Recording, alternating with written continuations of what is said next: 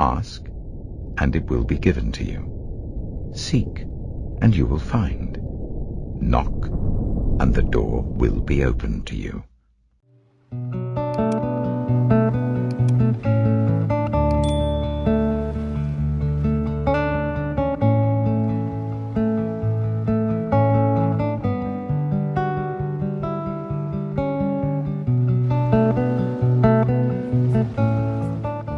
Genesis chapter 19. The two angels arrived at Sodom in the evening, and Lot was sitting in the gateway of the city. When he saw them, he got up to meet them and bowed down with his face to the ground. "My lords," he said, "please turn aside to your servant's house. You can wash your feet and spend the night and then go on your way early in the morning."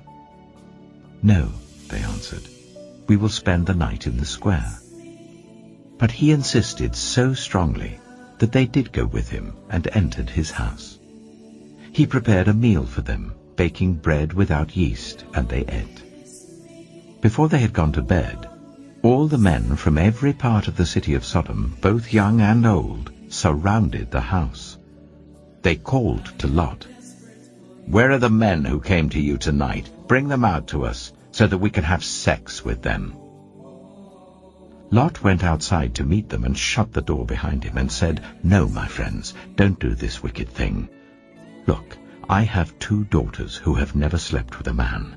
Let me bring them out to you, and you can do what you like with them, but don't do anything to these men, for they have come under the protection of my roof." "Get out of our way," they replied.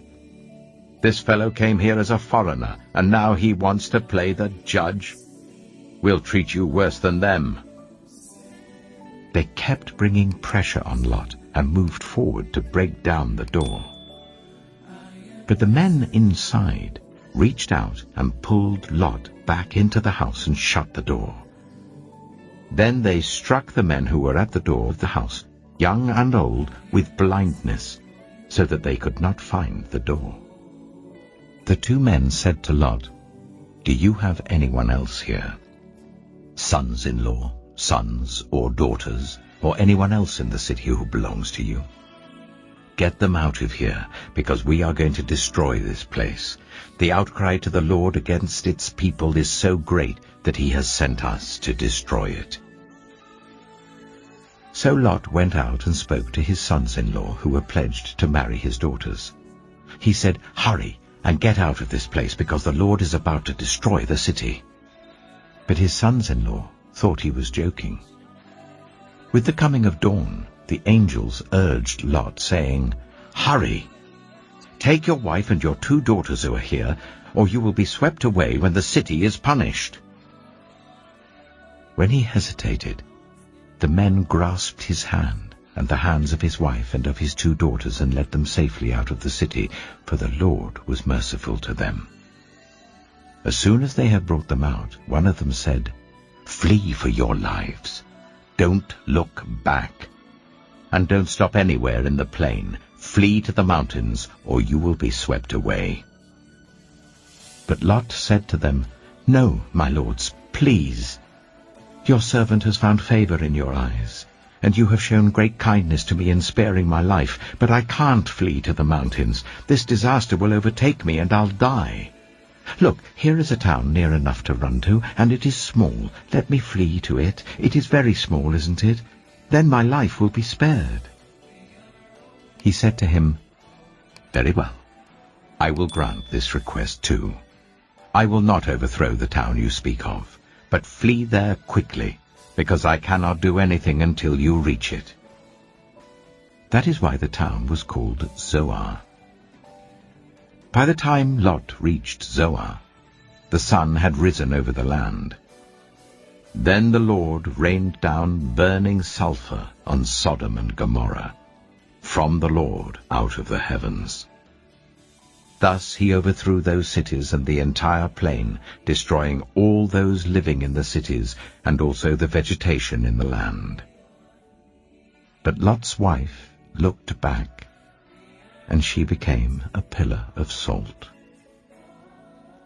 Early the next morning, Abraham got up and returned to the place where he had stood before the Lord. He looked down toward Sodom and Gomorrah, toward all the land of the plain, and he saw dense smoke rising from the land, like smoke from a furnace. So when God destroyed the cities of the plain, he remembered Abraham, and he brought Lot out of the catastrophe that overthrew the cities where Lot had lived. Lot and his 2 daughters left Zoar and settled in the mountains, for he was afraid to stay in Zoar. He and his 2 daughters lived in a cave. One day the older daughter said to the younger, "Our father is old, and there is no man around here to give us children, as is the custom all over the earth. Let's get our father to drink wine, and then sleep with him and preserve our family line through our father." That night they got their father to drink wine, and the older daughter went in and slept with him. He was not aware of it when she laid down or when she got up. The next day the older daughter said to the younger, "Last night I slept with my father. Let's get him to drink wine again tonight, and you go in and sleep with him, so we can preserve our family line through our father." So they got their father to drink wine that night also, and the younger daughter went in and slept with him. Again he was not aware of it when she laid down or when she got up. So both of Lot's daughters became pregnant by their father. The older daughter had a son, and she named him Moab. He is the father of the Moabites of today. The younger daughter also had a son, and she named him Ben-Ami.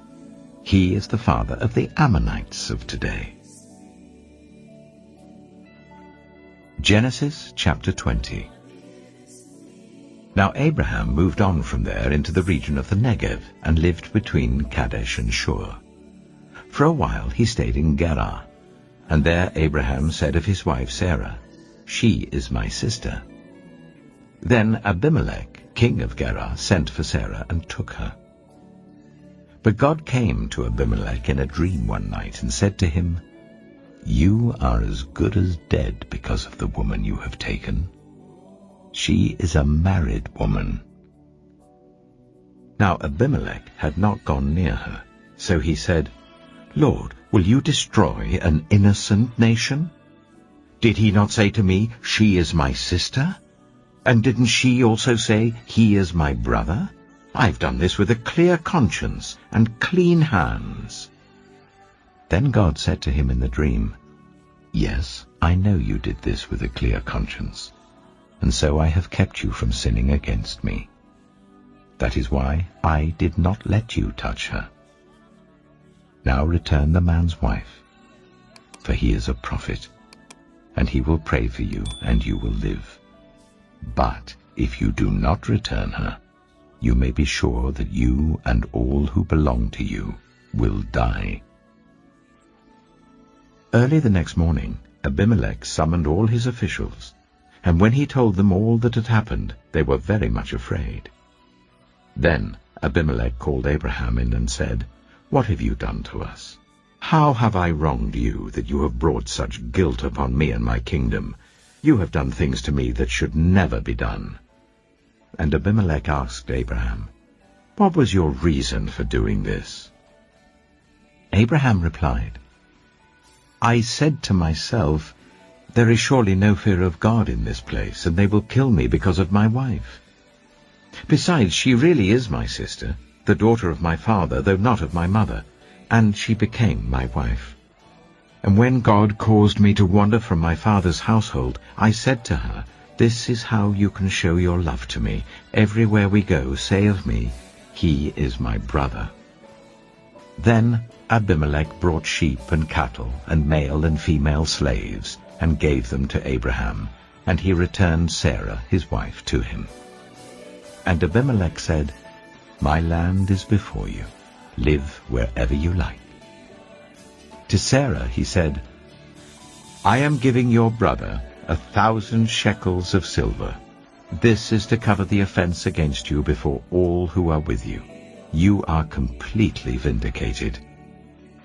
Then Abraham prayed to God, and God healed Abimelech, his wife, and his female slaves, so they could have children again. For the Lord had kept all the women in Abimelech's household from conceiving because of Abraham's wife Sarah.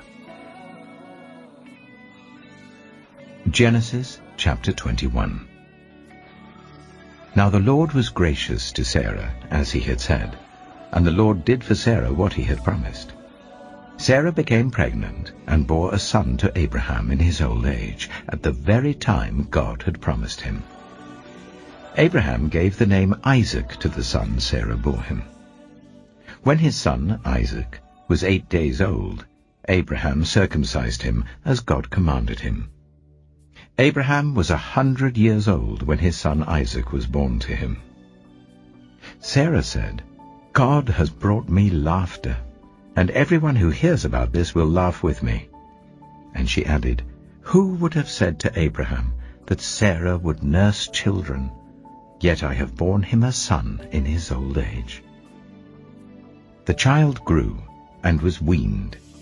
And on the day Isaac was weaned, Abraham held a great feast. But Sarah saw that the son whom Hagar the Egyptian had borne to Abraham was mocking. And she said to Abraham, "Get rid of that slave woman and her son, for that woman's son will never share in the inheritance with my son Isaac." The matter distressed Abraham greatly because it concerned his son. But God said to him, "Do not be so distressed about the boy and your slave woman. Listen to whatever Sarah tells you, because it is through Isaac that your offspring will be reckoned. I will make the son of the slave into a nation also, because he is your offspring." Early the next morning Abraham took some food and a skin of water and gave them to Hagar. He set them on her shoulders and then sent her off with the boy. She went on her way and wandered in the desert of Beersheba. When the water in the skin was gone, she put the boy under one of the bushes. Then she went off and sat down about a bow shot away, for she thought, "I cannot watch the boy die." And as she sat there, she began to sob. God heard the boy crying. And the angel of God called to Hagar from heaven and said to her, "What is the matter, Hagar? Do not be afraid. God has heard the boy crying as he lies there. Lift the boy up and take him by the hand, for I will make him into a great nation." Then God opened her eyes, and she saw a well of water. So she went and filled the skin with water and gave the boy a drink. God was with the boy as he grew up. He lived in the desert and became an archer. While he was living in the desert of Paran, his mother got a wife for him from Egypt. At that time, Abimelech and Phicol, the commander of his forces, said to Abraham, "God is with you in everything you do. Now swear to me here before God that you will not deal falsely with me or my children or my descendants. Show to me and the country where you now reside as a foreigner the same kindness I have shown to you." Abraham said, "I swear it."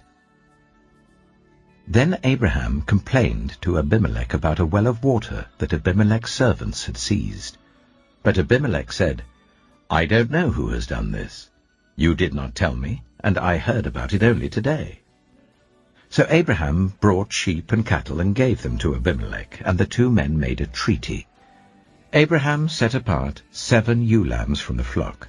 And Abimelech asked Abraham, "What is the meaning of these 7 ewe lambs you have set apart by themselves?" He replied, "Accept these 7 lambs from my hand as a witness that I dug this well." So that place was called Beersheba, because the 2 men swore an oath there. After the treaty had been made at Beersheba, Abimelech and Phicol, the commander of his forces, returned to the land of the Philistines. Abraham planted a tamarisk tree in Beersheba, and there he called on the name of the Lord, the eternal God. And Abraham stayed in the land of the Philistines for a long time.